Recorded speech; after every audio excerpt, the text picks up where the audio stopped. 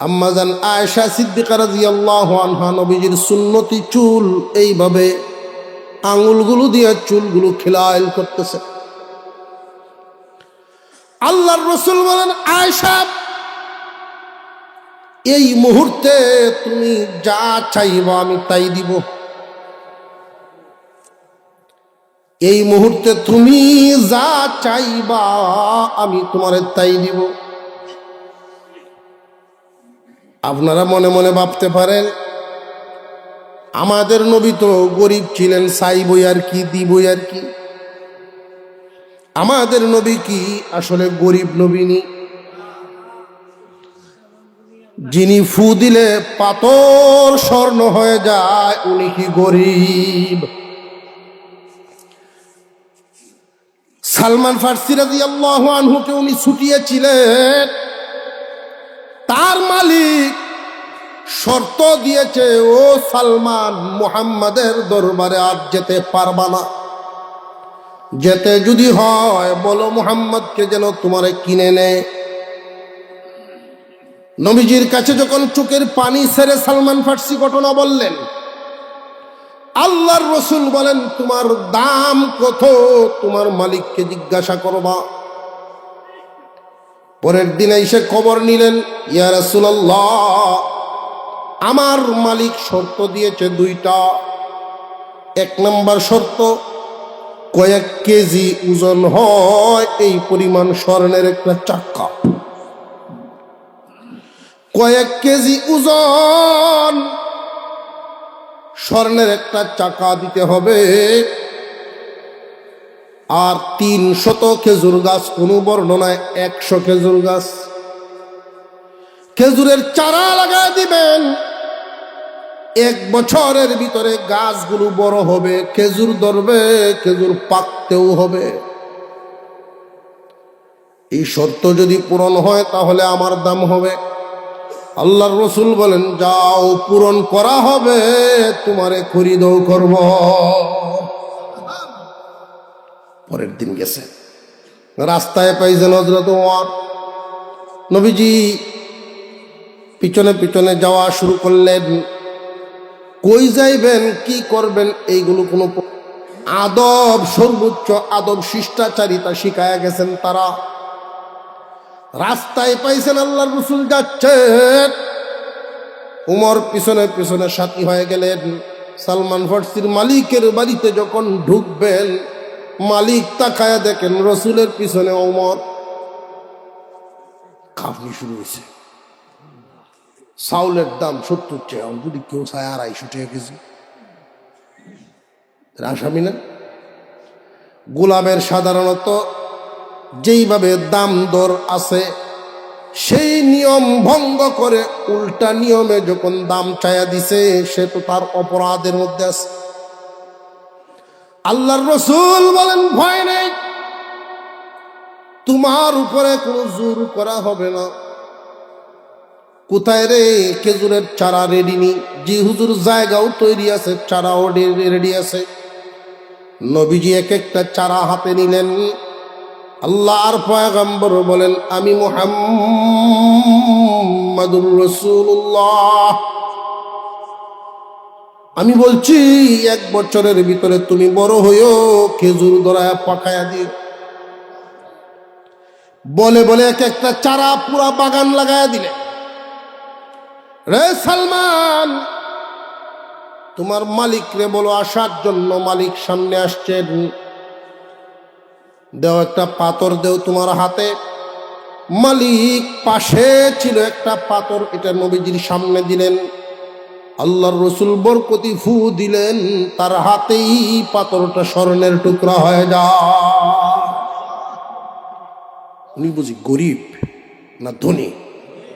ধনী নবী। 1 বছর পরে এই ইহুদি আইছে। নবীজি শর্ত ছিল যে খেজুর গাছের বাগান, সবগুলোর মধ্যে খেজুর ও ধরছে, পাইকাও গেছে। একটা গাছ এটা সুদ হয়ে দিয়েছে।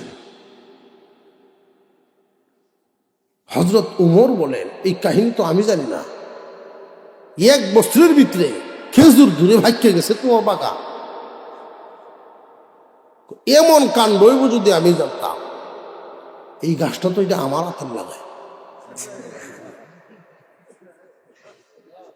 এমন যদি জানতাম আমি কেত মানব না। ওইটার ডাল ভেঙ্গে এনে আল্লাহর রসুল বলেন ডাল একটা ভেঙ্গে এনে কলবের মতো লাগাইছে। পরের বছর ফেটেও বাকি খেজুর ধরা শুরু হয়েছে। নবীজি বলেন, আয়েশা তুমি যা চাইবা তা দিব।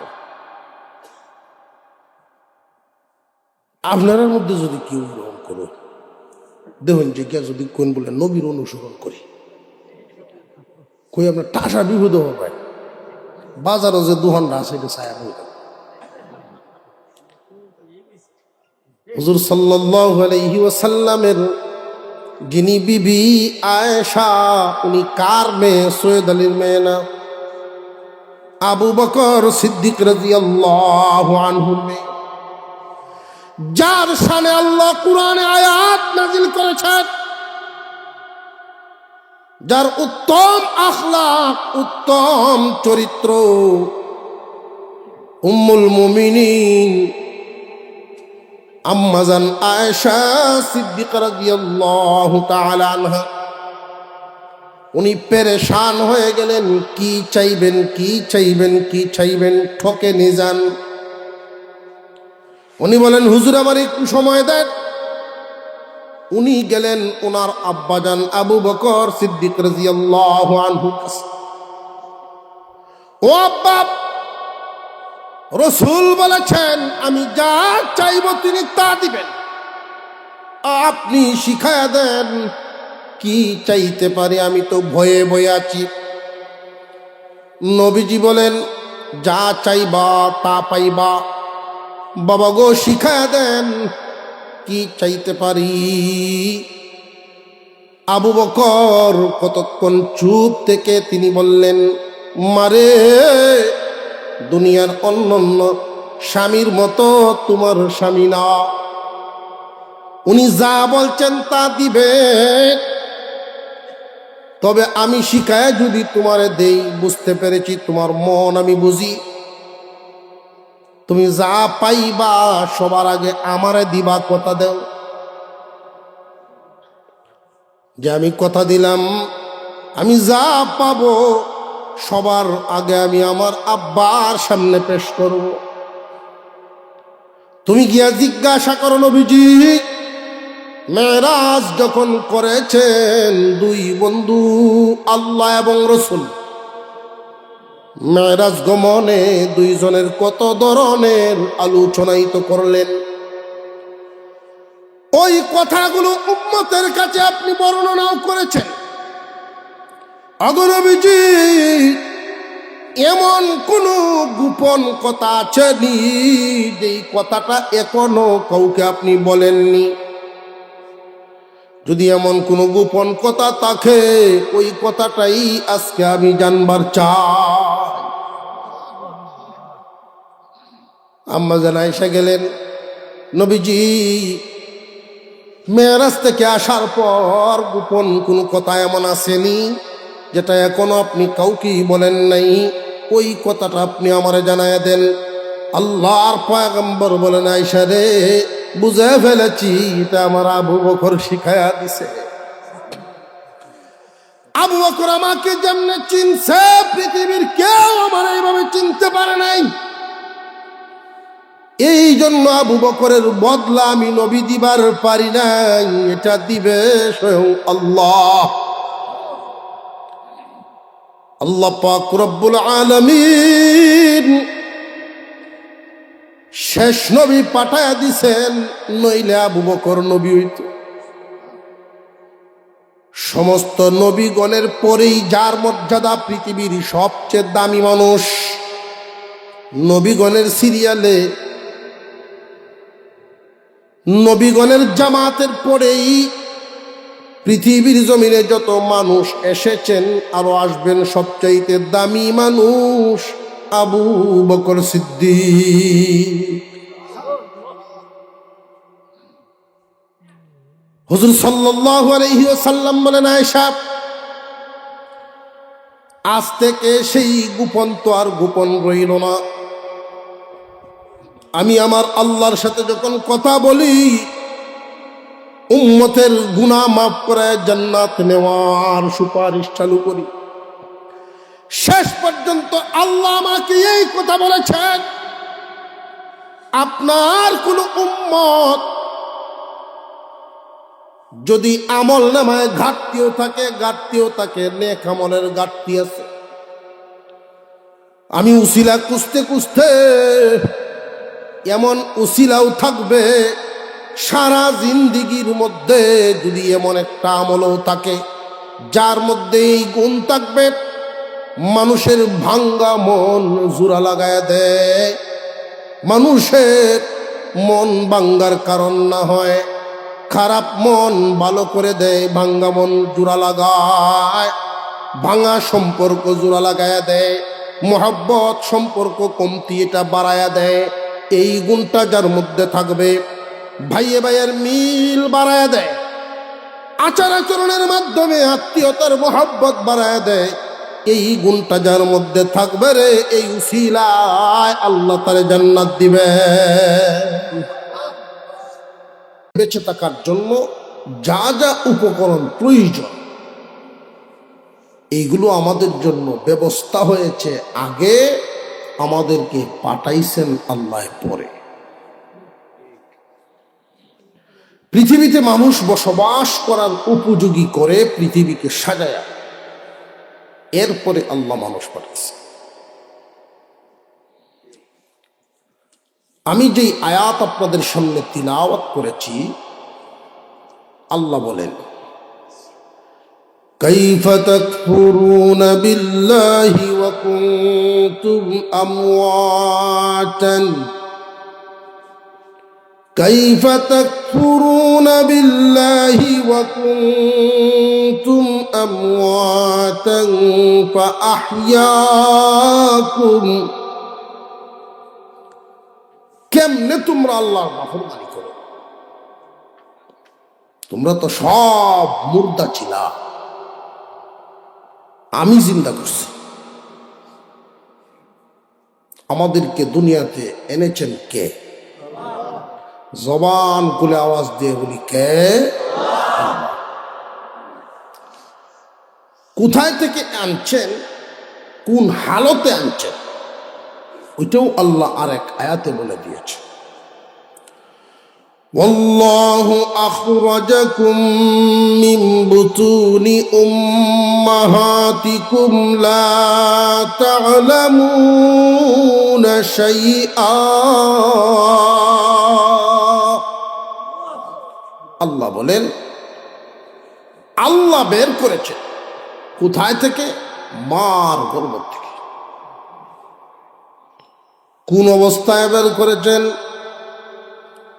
লা তা'লামুনা শাইআ, কোনো কিছুই জানতে না, কোনো কিছুই বলতেও জানতে না, চলতেও জানতে না। এমন একটা হালতে দুনিয়াতে আমরা এসেছিলাম, আজকে হয়তো এক একজন এক এক জায়গায় প্রতিষ্ঠিত, কেউ ব্যবসায়ী, কেউ চাকরিজীবী, কেউ বড় মহাজন, কেউ গৃহস্থ মানুষ, কেউ রাজনীতিবিদ, এক একজন এক এক জায়গায় যার যার জায়গায় প্রতিষ্ঠিত হয়ে প্রত্যেকেই কিন্তু আল্লাহকে ভুলেই গেছি। প্রায় আল্লাহর কথা স্মরণেই নাই। মহান আল্লাহ পাক রব্বুল আলামিন বান্দার দিলের হালত দেখেন, দিলের হালত। যার অন্তরে আল্লাহর মোহাব্বত বেশি থাকবে, আল্লাহর কাছে তার মর্যাদাই বেশি হবে। যার অন্তরে আল্লাহর মোহাব্বত নেই, আল্লাহর কাছে তার 4 আনার দাম নাই।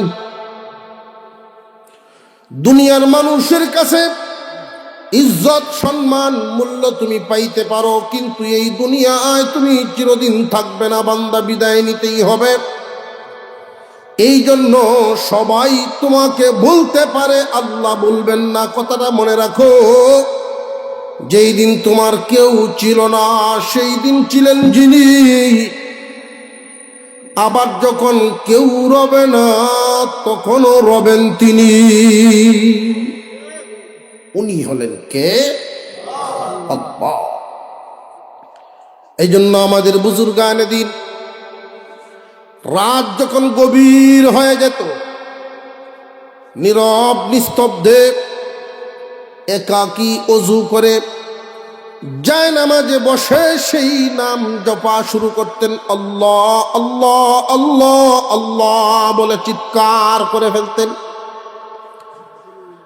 ধীরে ধীরে ডাকতে ডাকতে ডাকতে ডাকতে এক সময় দিনের হালত হয়ে যেত এমন, এত জোরে চিৎকার করে আওয়াজ করতেন, মাঝে মাঝে আশেপাশের মানুষ ঘুম ভেঙে উঠত। ছোট বাচ্চারা তার বাবাকে জিজ্ঞাসা করে, বাবা গো, রাতে তুমি কেন কাঁদছিলা? তোমার কান্নার আওয়াজ শুনে আমি ঘুম থেকে উঠছি। কেন তুমি রাতে কান্দো? তোমার কি কেউ মারছিল নাকি? তুমি ভয় পাইছিলা? বাবা সন্তানের সাথে আলোচনা করে, না, দুনিয়ার কোনো ভয় না।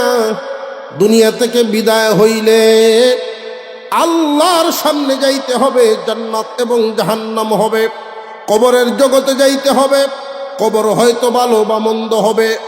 এই ভয়ে আমি কেঁদেছিলাম, আল্লাহ যেন আমার কবরটারে জান্নাতের টুকরা বানান, শেষ ঠিকানা আমার জন্য জান্নাত রাখেন।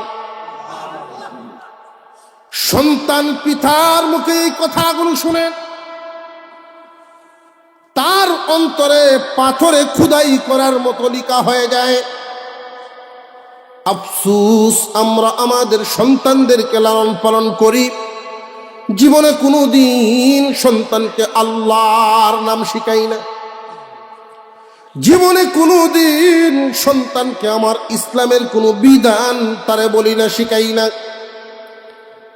পিতার জবান থেকে সন্তানে যেই নসিহত পায়, শত মাহফিল থেকেও এই পরিমাণ এইভাবে নসিহত গ্রহণ করবে না। পিতা হিসেবে সন্তানকে যেই কথাগুলো বলবেন, সারা জীবন ভর এই কথাগুলো তার অন্তরে থাকবে।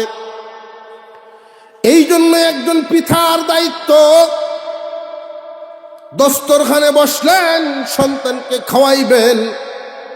পিতা পুত্র একসাথে খানা খাইতে গিয়ে ওই সময় আল্লাহর কথা স্মরণ করাবেন, হালাল হারাম স্মরণ করাবেন, আল্লাহর মহান হুকুম দৈনিক 5 বার কুদরতি পায়ে সেজদার কথা স্মরণ করাবেন। আমরা আমাদের সন্তানদেরকে লালন পালন করছি ঠিক, কিন্তু যেইভাবে করার কথা সেইভাবে করি না। বর্তমান সময়ে খেয়াল করে দেখবেন, পোল্ট্রি ফার্ম মানুষ পালে, ফার্মের মুরগির পিছনেও যেই পরিমাণ সময় মানুষ দেয়, নিজের সন্তানের পিছনে এই পরিমাণ সময়ও দেয় না, মেহনত নেই। এই জন্য নাফরমানে মরে যাচ্ছে। আল্লাহ জিজ্ঞাসা করেন, কেমনে নাফরমানি করে? এই কেমনেটার অর্থ যদি বুঝতে হয়, চৌরাস্তার মোড়ে, থানার সামনে 3 রাস্তার মোড়, এখানে যদি ভোরবেলায় ফজরের নামাজের পরে হঠাৎ পাওয়া যায় ছোট এক বাচ্চা চিৎকার করে কান্দে, সে তার বাপের ঠিকানাও বলতে পারে না, মা বাপ কেউ নামে জানে না, বাড়ি কই কোথায় কোত্থেকে আসছে কিচ্ছু জানে না। এমন এক বাচ্চা অসহায়, 1.5 বছরের বাচ্চা, সে তো কিছু বলতে পারবে না, শুধু দাঁড়াইতে পারবে, 2-4টা কাইক দিতে পারবে। এমন এক বাচ্চা যদি কান্দে অসহায়, আর এই এলাকার 2-4 জন মানুষ ফজরের নামাজ পড়ে যখন হাঁটাহাঁটি করে, তাদের চোখের সামনে পড়ে, বাচ্চার কোনো ঠিকানাও খুঁজে পায় না, হদিস পায় না, এমত অবস্থায়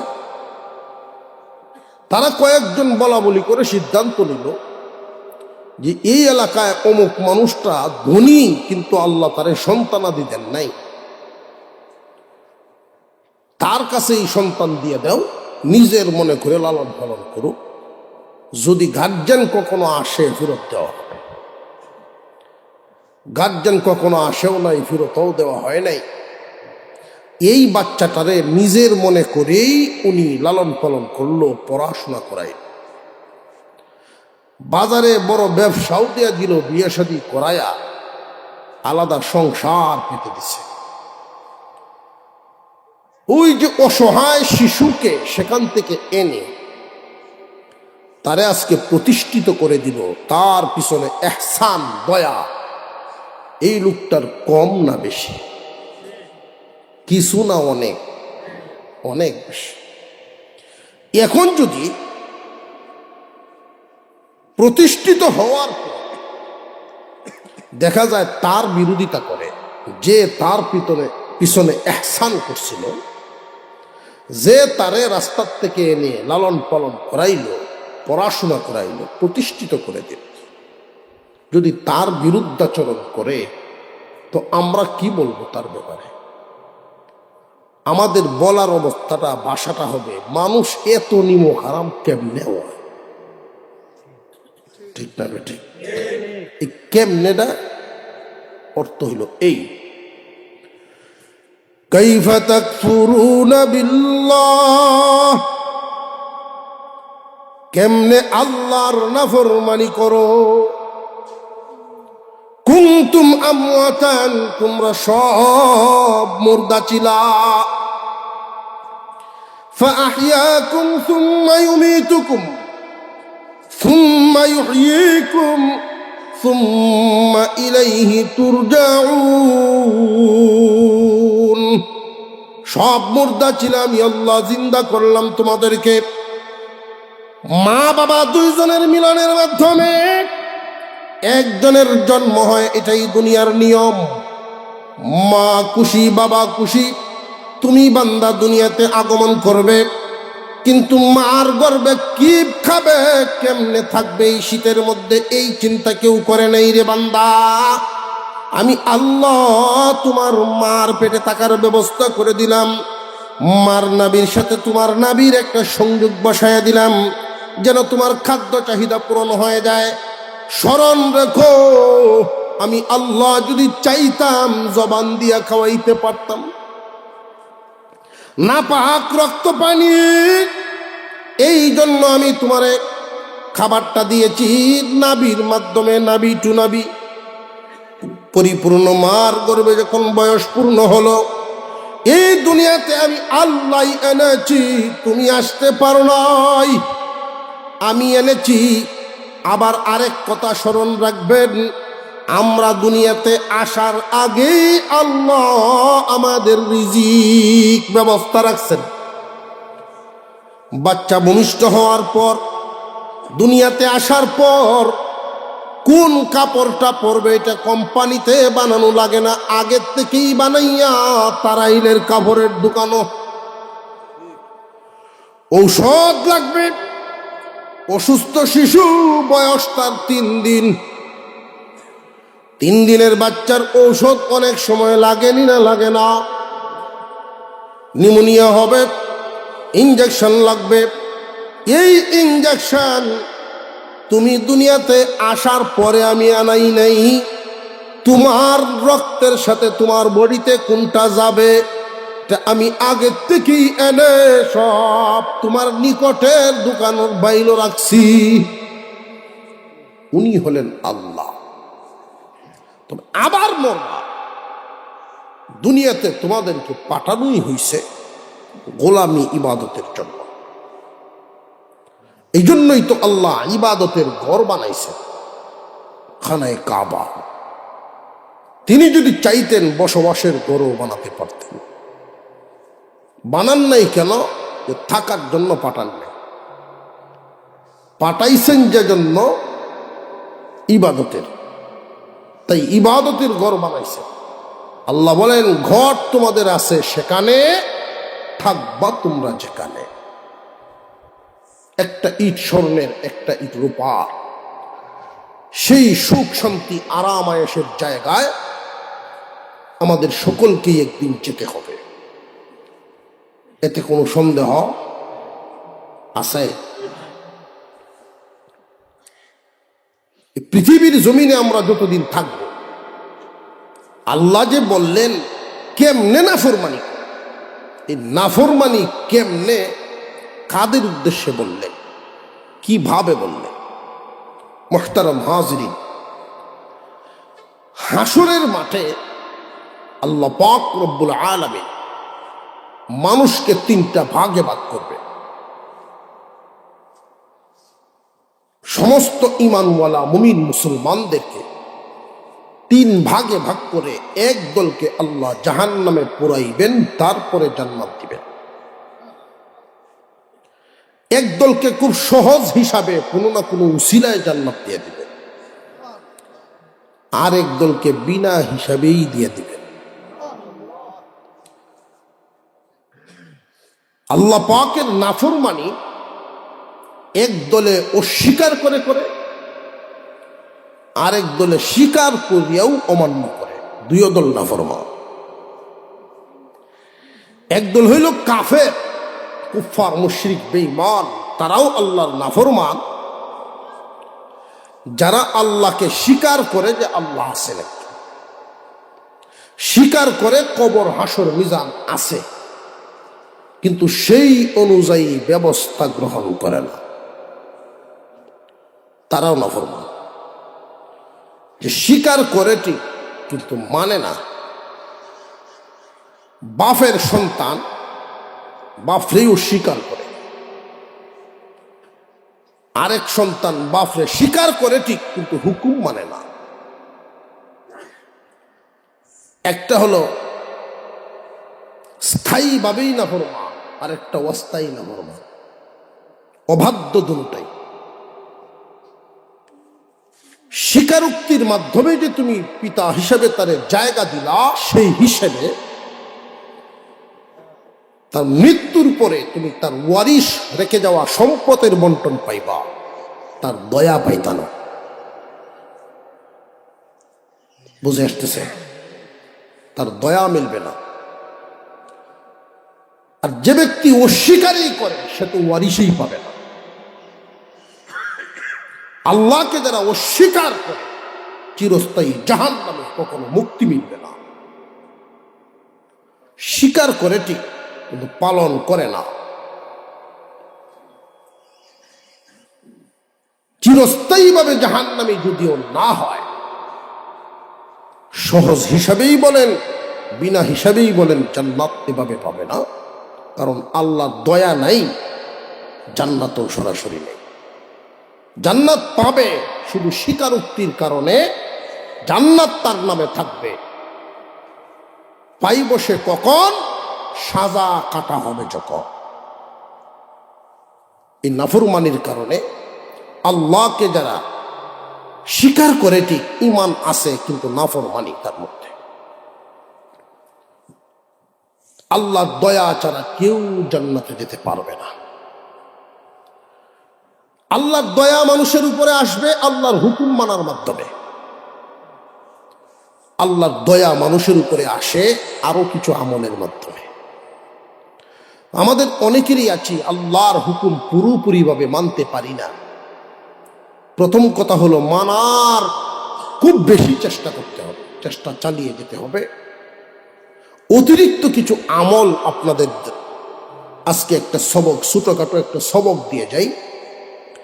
যতদিন পর্যন্ত সৃষ্টির প্রতি আপনাদের দয়া চালু থাকবে, ততদিন স্রষ্টার দয়া পাইতে থাকবেন। সৃষ্টির প্রতি দয়া চালু থাকবে, স্রষ্টার দয়া পাইতে থাকবে। সৃষ্টির দয়া বন্ধ হবে, সৃষ্টির প্রতি যদি দয়া করা বন্ধ করেন, স্রষ্টার দয়াও বন্ধ হবে। একটা কথা আপনারা খেয়াল করছেন কিনা, আজকের মাহফিলের যিনি সভাপতি, আল্লাহর দয়া ছাড়া কেউ জান্নাত পাবে না। সাহাবায়ে কেরাম আরজ করলেন, ইয়া রাসূলুল্লাহ, ইয়া হাবিবাল্লাহ, আল্লাহর দয়া ছাড়া জান্নাত কি আপনিও পাবেন না? নবীজি বলেন, না, আমিও পাব না। তবে জেনে রাখো, আল্লাহর রহমত আমাকে হামেশাই ঢাকিয়া রাখে। সব সময় আল্লাহর রহমত আমাকে ডেকে রাখে। আল্লাহর দয়া ছাড়া আমাদের কারোর জান্নাত মিলবে না। আল্লাহর দয়ার দিকে সব সময় তাকায়া থাকা। এই দয়া মিলবে কেমনে? সৃষ্টির প্রতি যদি দয়া প্রশস্ত দিল উজাড় করে রাখেন, কখনো শক্তি ব্যয় করে হোক, কলা কৌশলেই হোক, কোন সৃষ্টির প্রতি জুলুম করবেন না। পারলে দয়া করবেন। দয়া আম্মাজান আয়েশা সিদ্দিকা রাদিয়াল্লাহু আনহা নবীজি সাল্লাল্লাহু আলাইহি ওয়াসাল্লামের পাশে স্বামী স্ত্রী দুজন একসাথে বসা। আমরা তো স্বামী স্ত্রী একসাথে বই না কোনো সময়। 24 ঘন্টার মধ্যে পারলে সময় যত কম দেওয়া যায় বসে, এই উসুল আমরা। অথচ রসুল শিখিয়েছেন সময় বেশি দেও, ইবাদতে শামিল হবে। যেই দিন কবুল কইছি কবুল, এই দিন থেকে নেকির এক ব্যবসা দোকান খোলা হয়েছে। স্বামী স্ত্রী যেই দিন বিয়ে হয়েছে, এই দিন থেকে নেকির কি খোলা হয়েছে? দোকান, ব্যবসা খোলা হয়েছে। দেখলেই সব হাসি মারছে ছাড়া বউরে কি হলে সব দেখলেই, কারণ অন্য ব্যক্তি দেখলেই গুনাহ। বুঝে আসতেছে? অন্য মহিলা দেখলে কি গুনাহ, এই জন্য নিজের বিবি দেখলেই সব। মই মুরব্বীরা আগে বিয়া শাদীর সময় আমরা শুরু থাকতে দেখছি দুধ ভাত খাওয়াই দিত একসাথে। একটা লমা হায়া জামাই বউরে একসাথে খাওয়াইছে, একজনরে আর একজনের মুহ তুললে খাওয়াইছে। তো জামাই তো খুব শর্মিন্দা বিয়ার দিন, তো বউর দিকে তাহায় না, দুধ ভাত লইয়া অন্য হুজু চায় হাত দিতে চায়। তো ভাত তো বউর মুহ নাগে, আরে হুজু চায় হাত দেখে না তো শর্মায়। তো মুরব্বী দাদি শাশুড়িরা যারা থাকেন কাছে, 8টা সুজা হইলে মুখ লাগাই দিছে, এই মুখটা এমনি দিয়া। মুহতারাম হাজিরিন, এই কাজটা নিয়ে আমরা কোনো ভাবনা চিন্তা করি না। মুরব্বীরা দুধ ভাত একসাথে খাওয়ায়া দিয়ে এটা শিখাইয়া দিচ্ছেন, বুঝাইছেন যে সারা জীবন এই আমল চালু রাখবে। কিন্তু আমরা এই যে খাইছিলাম একদিন, এরপরের সম্পর্ক এটা তো আওয়ামী লীগ বিএনপির মতো। এখন জামাই বউর হালত মিল মোহাম্মত নেই। মুহতারাম হাজিরিন, স্বামী স্ত্রী একসাথে বসা মুহাম্মদুর রাসূলুল্লাহ সাল্লাল্লাহু আলাইহি ওয়াসাল্লাম। মনে পড়ে গেছে ছোট্ট ঘটনাটা বলেই আজকে দোয়া করে দিব। কাঠপট্টির ভাইয়েরা, যুবকরা খুব আয়োজন করে, খুব আকাঙ্ক্ষা নিয়ে। আমার মহব্বতের মানুষ মারুফ সাহেব হুজুর, আমার একজন মহব্বতের দুলাভাই ছিলেন হাফেজ আব্দুল মান্নান সাহেব, তারা একসাথে সাথী ভাই। তো ওনাদের যে গ্রুপ, ওনাদের যে ব্রেজটা, প্রত্যেকেরই একটা নেক নজর আমার দিকে, এটা আমি বুঝি। তার প্রত্যেকের মনের একটা তামান্না হইল আমাকে কেমনে উপরে উঠানো যায়। অনেক আগের থেকেই এই মানুষটি মন থেকে চাইতো, মন থেকে ভালোবাসত, চেষ্টা করত, চোখের পানি ছেড়ে দোয়া করত। এই মানুষগুলো এক এক করে বিদায় হয়ে যেতেছে। আমার এই মানুষ মারুফ সাহেব যখন ফোন করছেন, মামুনের কথা বলছেন যে মাহফিল, তো খুব চাপের ভিতর দিয়ে আমি তো ডেট সেটিং করে ফেলি অনেক আগে আরো। তো এদিকে হুজুর যখন ফোন করে ফেলছেন মারুফ হুজুর, তখন তো আর এখানে কথা থাকে না। তো মুজাফফরপুর মাহফিলের কারণে আজকে বেকায়দায় পড়ে গেছি। ওইটাও তো আমাদের এলাকার মাদ্রাসা। দূরের যেই 2জন মেহমানকে আমরা দাওয়াত করেছি, তারা পৌঁছতে দেরি করে ফেলছে। আমি তোর ময়দানে রেখে চলে আসতে পারি না। তো হুজুরকে যখন পাইলাম, হুজুর বললেন আপনি চালাইতে থাকেন আর আমি হেনু যেতেছি। আর ঠান্ডা এমন এক বেতালা ঠান্ডা, 2 ঢেউরে পায়জামা কিনতে হবে। সাইকেল চালাইলে 1 পায়জামা, আমরা তো উফরে জাফর আর তো সব তো উফরে ফিরতি, কুট কইন পাঞ্জাবি কোন গেঞ্জি সোয়েটার যা আছে সব তো উফরে লাগাইতেছি, নিশ্চয় অসহায়, ঠিক না? নিচে কিতাব কিনতে মানুষে তুলনামূলক ভাবে ইনসাফ আছে। এটা তো ডাবল হিনছে 2টা, এটা নাই মনো সাইকেল চালাই আইছে, কিছুটা বাতাস কম লাগছে, তো যে পেশাব করার গিয়া সেইন একটা খুলছে, সবসময় একটা খুললে অভ্যাস, 2টা হিনছে মনো নাই, ফেস তো লাগাই দিছে ওরা, এমন বেল লাগাইছে সাড়ে সর্বনাশ। এমন জাতের শীত পড়ছে, এই যে বাতাস আসতেছে দিক দিয়ে, প্রচুর ঠান্ডা লাগতেছে। যা বলতেছিলাম, আল্লাহ তাআলা যেন তাদের এই মেহনত কষ্ট কবুল করেন। আমি তাদেরকেও বলবো তারা যেন, যেহেতু হজরত আসেন এখানে, হজরতের মাধ্যমে একটু আগে জানায় দিলে, আমি রমজানেই যখন ডায়েরি সারা রোজা দুহান খুললে বয়ে থাকে, কাস্টমার নাই। সারা রমজানও ডায়েরি করি, যে সময় আমি সারাটা রমজান খুব কম অর্ধি বোধহয় এই সময় খিলাফ হয়। এলাকার মানুষ বললাম সারা রমজান দুহান আমার খোলা, কাস্টমার ভাই নাই বলা। যেই মাত্র সবার সিজন ডাইল একটা তুফান শুরু হয় আমার উপরে, সুযোগ আছে কিনা এটা দেখার পর সাপ, পরবর্তীতে কেউরই হক আদায় করতে পারি না। আগে ভাগে একটু জানাই ইনশাল্লাহ, যেন আমি 10টা থেকে আলোচনায় বসতে পারি, 12টার আগে শেষ হইল। এইটা হইল উত্তম সময়, সুন্দর সময়। আজকের তাদের এই চেষ্টা প্রচেষ্টা মেহনতকে যেন আল্লাহ কবুল করেন। ছোট্ট সবক, এটা মনে রাখবেন সব সময়। আম্মাজান আয়েশা সিদ্দিকা রাদিয়াল্লাহু আনহা নবীজি সাল্লাল্লাহু আলাইহি ওয়াসাল্লামকে বলেন, ওগো আল্লাহর পয়গম্বর, আপনার কোনো খেদমত এই মুহূর্তে লাগবে নি।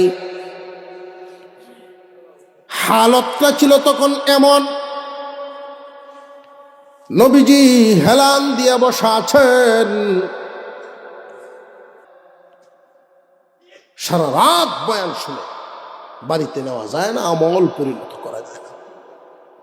সিফতটা কাছাই আমাদের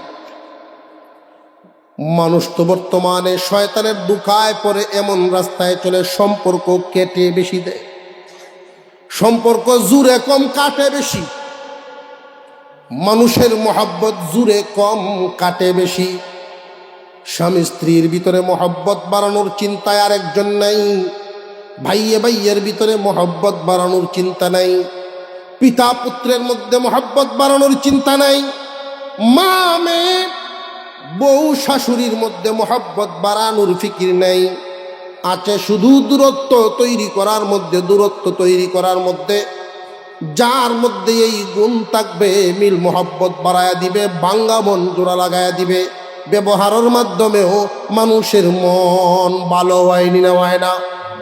কোনো মানুষের আচরণের মাধ্যমে কোনো মানুষের মন যদি একটু খুশি করে দেওয়া যায়, এটাই ভাঙ্গা মন ভালো করা। কারোর মন যদি খুশি করে দেওয়া যায়, এই উসিলায় আল্লাহ বান্দারে জান্নাত দিবে। আল্লাহ তাআলা যেন আমাদেরকে আমল করার তৌফিক দেন, বলুন আমিন। আরো জোরে বলুন আমিন।